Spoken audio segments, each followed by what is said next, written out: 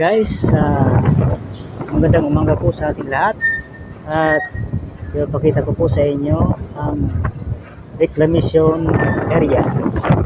Ayan, ayan guys, update po ito sa reclamation area dito sa may likod ng SMOA.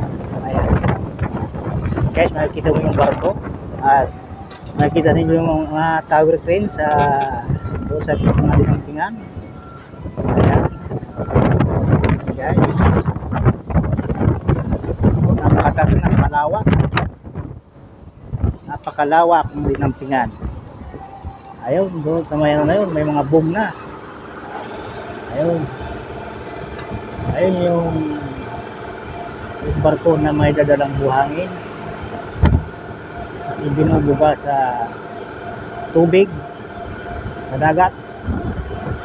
Ayan guys, ayan, kung makita nyo ito po ay paki-like and subscribe naman po ang aking YouTube channel na Carmelito C at KTV